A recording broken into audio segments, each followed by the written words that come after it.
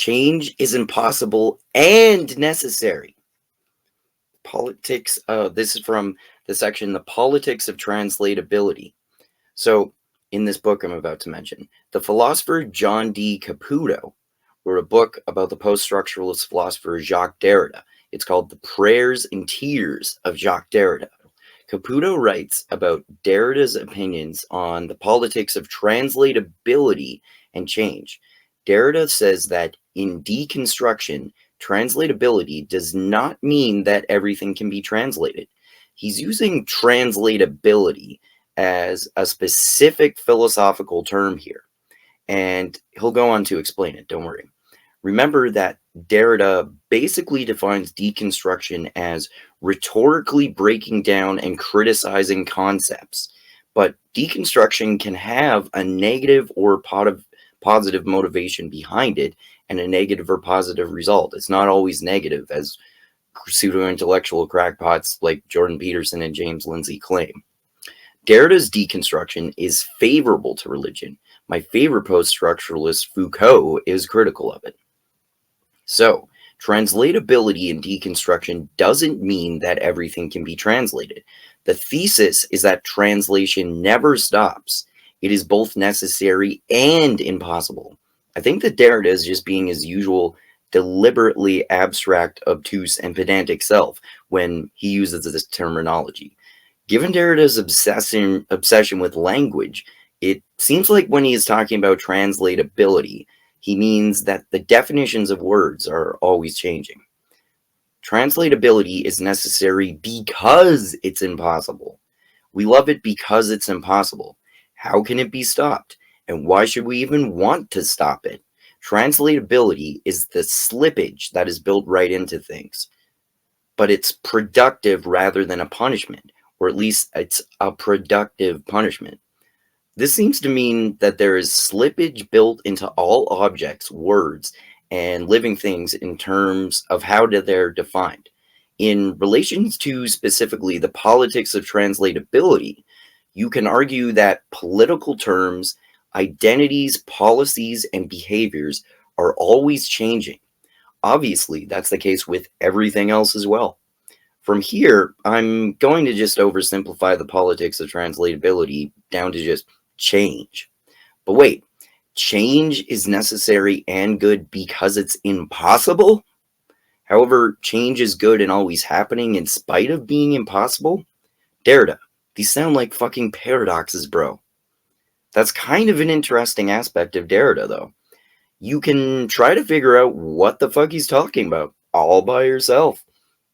And I like this line that I'm paraphrasing. Change is a productive punishment. It's sort of Derrida's semi-spiritual and semi-metaphorical, semi-post-structuralist perspective. Change can be violent and require destruction, but this punishment can lead to improvement in the rebuilding of these things, creatures, and concepts. Destruction can lead to improvement. Productive punishment exists. We are consigned to continual change. We have no choice. Change requires coming to grips with the impossibility of change. Deconstruction is about the possibility and impossibility of change reaching closure. It's what you gain and lose when you change. If we're looking at this symbolically, like Derrida probably is, you can claim that deconstruction is the unified harmony of the two opposites that are possibility and impossibility joining. Bear with me. Derrida argues that whether deconstruction is on the side of God or not, God is on the side of deconstruction. Remember, Foucault disagreed with Derrida and definitely thought that God is against deconstruction. Foucault deconstructed God, while Derrida maintained that God is, brace yourself for this word, undeconstructible. This means that God cannot be deconstructed. Derrida says that God intervened in a crucial moment during the construction of a famous tower.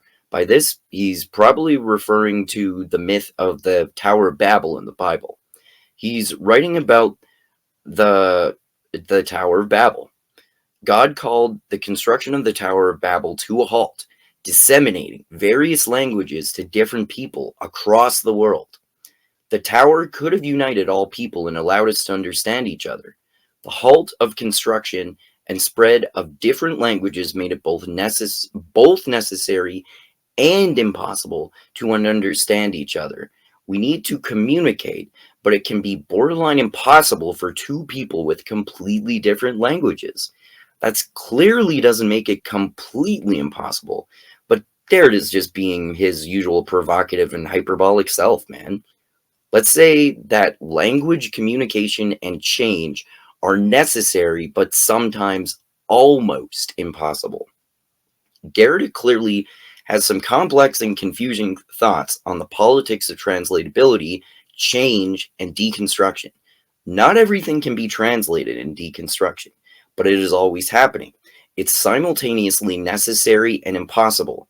The redefining of words never stops. It's necessary with the evolution of language throughout human history, but it sometimes makes it borderline impossible for people speaking different languages to understand each other. Translatability is the natural slippage of concepts. It's good and necessary productive punishment because it's impossible. As is the case with language, political terms, identities, policies, and behavior are slippery. They slip into each other, into other concepts, and other concepts slip into them. They're all bisexual and banging each other all the time. Words, identities, and behaviors always change. It can be violently destructive. However, this punishment can result in improvement. The changed things, creatures, and concepts can be rhetorically rebuilt in a better way. Productive punishment exists. Derrida essentially sees deconstruction, which is a type of productive punishment, as the unification of possibility and impossibility. He says that God is on team deconstruction. Remember, unlike his atheist counterpart, Foucault, Derrida thought that God was undeconstructible. And that's a fucking mouthful, obviously. It just means that God cannot be deconstructed, remember. Derrida's message, in a nutshell, seems to be something like this. God created different languages for humans because change is necessary, but sometimes almost impossible. The productive punishment of deconstructing language is good because it leads to improved definitions of words when these words are rebuilt. Basically, change can be fucking torturous, but it's inevitable and productive. Change is excruciating, but good and necessary. Change is impossible and necessary.